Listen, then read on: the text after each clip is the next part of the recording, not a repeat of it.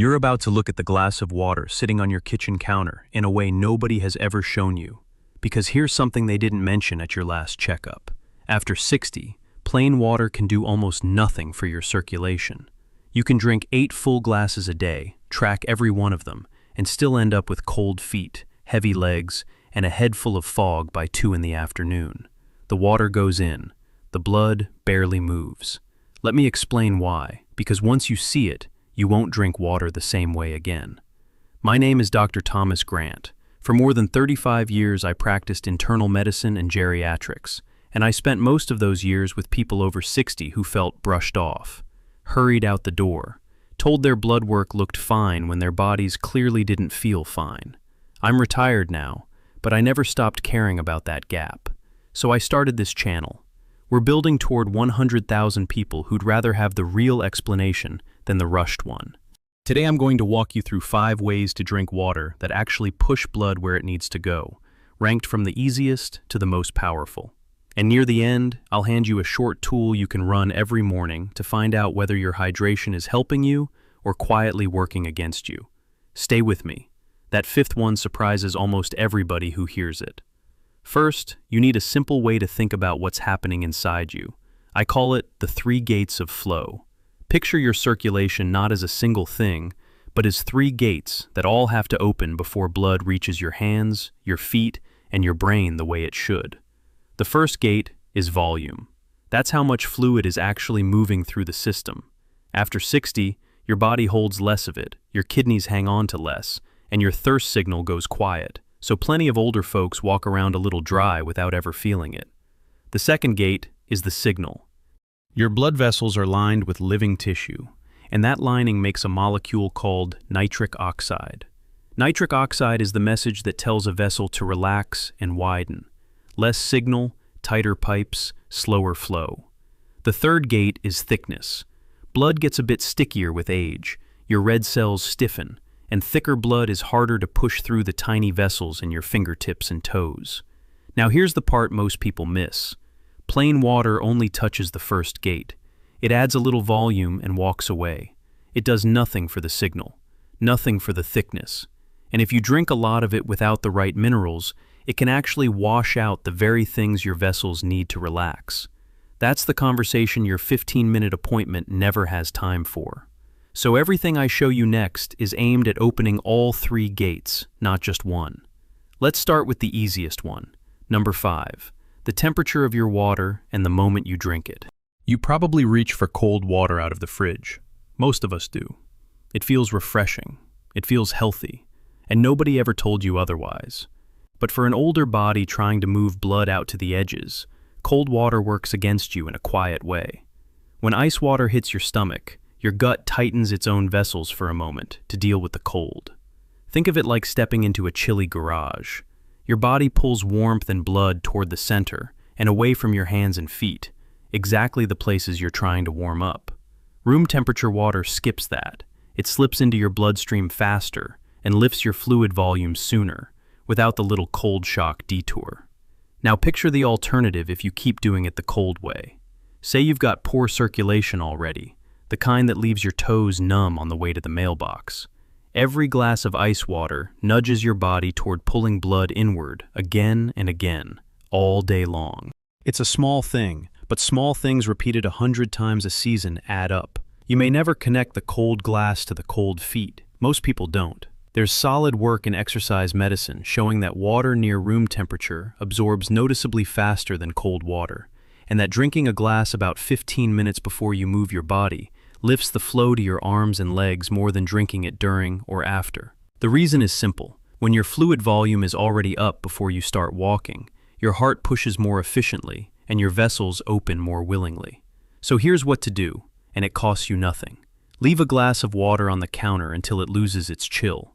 Drink it about a quarter hour before any walk, any errand, any time you plan to be on your feet. Even a slow loop around the block counts. That's gate 1 and a little of gate 2, handled, before you've spent a dime. Number 4. And this one makes a lot of people angry when they first hear it, because it flips everything they've been told. You've heard it your whole life. Drink more water. Drink plain water. 8 glasses. No excuses. But for an older body, drinking large amounts of plain, stripped-down water can leave you worse off, not better. Here's why. Your vessels don't run on water alone. They run on minerals, potassium, magnesium, a proper amount of sodium. Those minerals are the electrical spark that tells the muscle in your vessel walls when to squeeze and when to let go. When you flood your system with plain water and nothing else, you dilute those minerals. The spark gets weaker. Your vessels stay a little clenched instead of relaxing open. I had a patient I'll call Francis, retired church organist from Asheville, North Carolina, 70 years old, sharp as a tack, and proud of the fact that she drank her 8 glasses without fail. She came to me because her hands were cold, even in a warm sanctuary, and her legs felt like sandbags by mid-afternoon. Her blood work was unremarkable.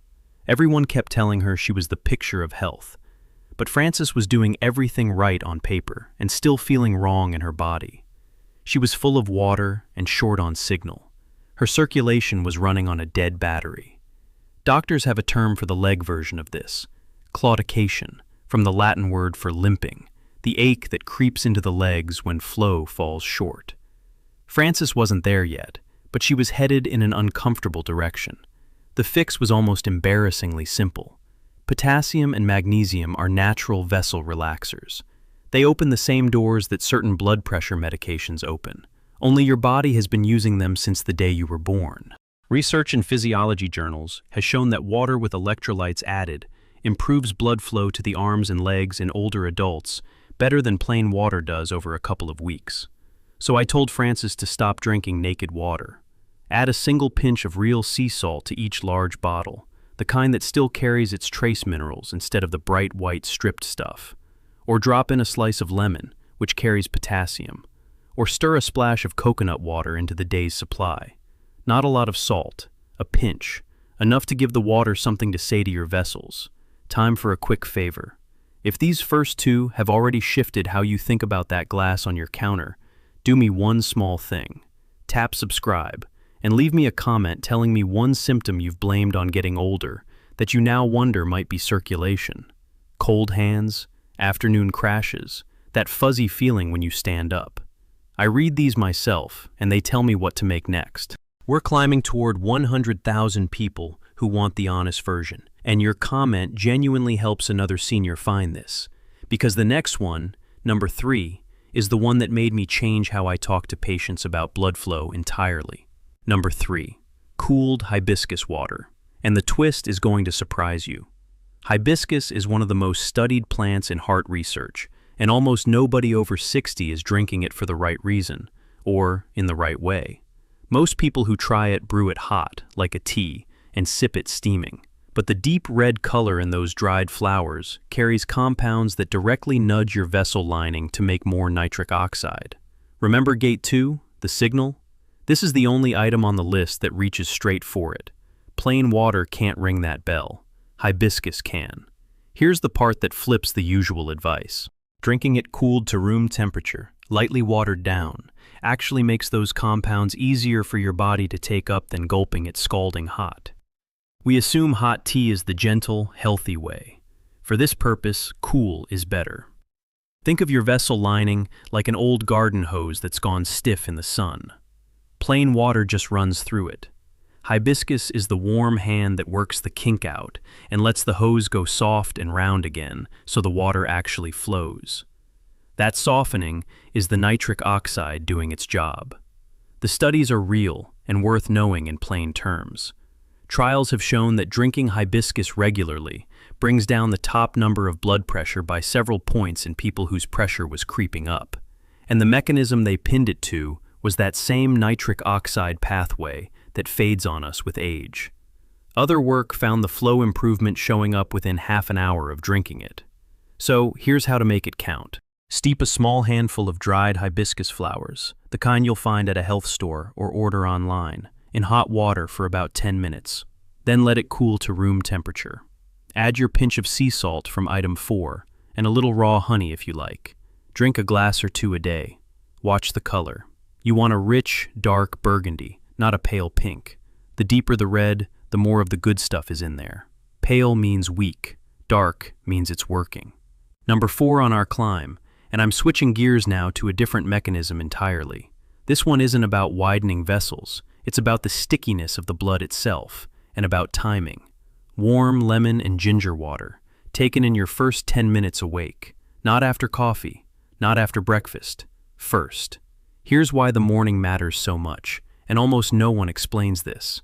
The riskiest stretch of your whole day, for your heart and your circulation, is the first hour after you wake up. You've gone 7 or 8 hours without a drop of water, so your blood is at its thickest and stickiest.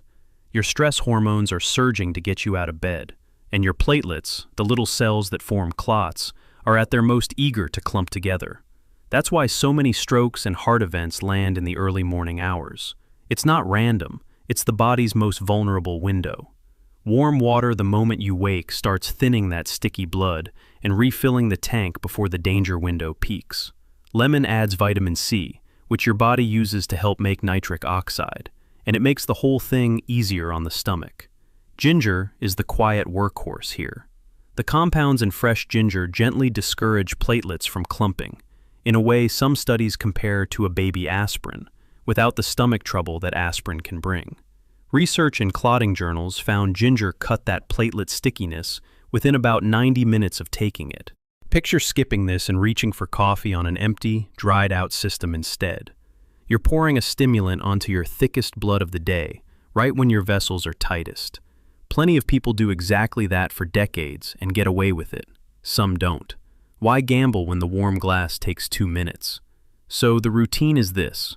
Before anything else, warm a cup of water. Not hot, just warm. Squeeze in half a fresh lemon. Stir in about half a teaspoon of freshly grated or powdered ginger. Sip it slowly over 5 minutes while your day starts. That's gate 3, the thickness, finally getting some attention.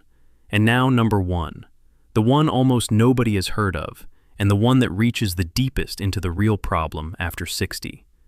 Beetroot water, paired with slow breathing through your nose. Stay with me because the why is beautiful. Certain foods are loaded with natural nitrates, and beets sit near the top. Your body takes those nitrates and converts them, step by step, into nitric oxide, the very signal molecule that goes quiet on us with age. So beetroot water hits gate 2 harder than anything else on this list. But here's the piece the research turned up that genuinely surprised me. That conversion gets a powerful boost when you breathe slowly through your nose right afterward, because the sinuses up behind your nose make nitric oxide too, and gentle nasal breathing floods your system with far more of it than mouth breathing does. So, you're hitting the same gate from 2 directions at once, the beat from the inside, the breath from the top. Together, they do more than either one alone. Here's the protocol, and it's cheap. Stir 1 teaspoon of beetroot powder into a glass of room-temperature water with a pinch of sea salt. Sip it slowly over 5 minutes. Then close your mouth and breathe through your nose. In for a count of 4, hold for 2, out for a count of 6. Do 5 slow rounds. That's it. Studies on beet nitrates have shown better flow to the arms and legs within a couple of hours in older adults, and the slow nasal breathing stacks more nitric oxide on top. Do it about half an hour before a walk, or in that mid-afternoon slump when your flow naturally dips and the fog rolls in. A bag of beetroot powder runs a few dollars and lasts weeks. The breathing is free. Let me bring Frances back, because you deserve to know how she did. She started with the 2 simplest changes, sea salt in her water and the warm lemon-ginger glass each morning. A few weeks in, she added the hibiscus on a whim. She didn't touch her diet, didn't change her medications. When she came back, the cold hands she'd carried for 2 years were gone. Not better, gone. The afternoon heaviness lifted enough that she stopped lying down after lunch. She told me she'd played at 3 services in 1 weekend without her fingers going stiff, which she hadn't managed in years. Her words to me were, "I drank water every day and felt nothing change. You changed how I drank it, and my whole body woke up." Not every story lands that cleanly, and I won't pretend they do, but Frances opened all 3 gates instead of 1, and her body had been waiting. So let me give you the tool I promised. I call it the Grant Morning Flow Check. 5 quick questions to ask yourself before you've finished your first glass. 1. Is this water cold from the fridge, or did I let it warm up? 2. Did I put a single pinch of real sea salt in today's bottle, or am I drinking it naked? 3. Have I had anything this morning that builds nitric oxide? The lemon, the ginger, the hibiscus, the beet, or just plain water? 4. Am I breathing through my nose right now, or my mouth? 5. Am I drinking before I move, or only after I'm already tired? Run those 5 every morning for 2 weeks, and you'll know exactly which gates you've been leaving shut. And take a handful of plain questions to your own doctor. Ask whether your medications affect your fluid balance. Ask if your potassium and magnesium have ever been checked, not just your sodium. Ask whether anything you take should not be combined with extra electrolytes. Ask if there's a reason you shouldn't add a pinch of salt to your water. The point isn't to argue with your doctor. It's to walk in with better questions than the visit usually allows. Here's what I want you to carry out of this. You are not a number on a chart. You are not a 15-minute slot wedged between 2 other 15-minute slots. You have the right to understand why your own hands go cold. You have the right to ask what a symptom actually means, instead of being told it's just your age. And you have the right to try something simple and safe, and watch your own body for the answer. For most of your life, water has been treated like a box to check. 8 glasses, done. I'm asking you to treat it like a tool instead. The same glass, drunk a little smarter, can open gates that have been stuck shut for years. That's not a miracle. It's just physiology nobody slowed down to explain to you. A few honest words before I go. Everything here is general education, built on published research in hydration, circulation, and heart medicine. It is not personal medical advice, and I'm no longer practicing. If you're managing high blood pressure, kidney disease, heart failure, or any condition where your doctor has told you to limit fluids or watch your electrolytes, please talk with them before you change a thing. They know your situation. I don't. Use this as the start of that conversation, not a replacement for it. If this helped you, tap subscribe so we reach that next senior who needs it. Share it with someone who drinks water all day and still complains of cold hands. And tell me in the comments which gate you're going to open first. Your body is talking. I'm just helping you listen.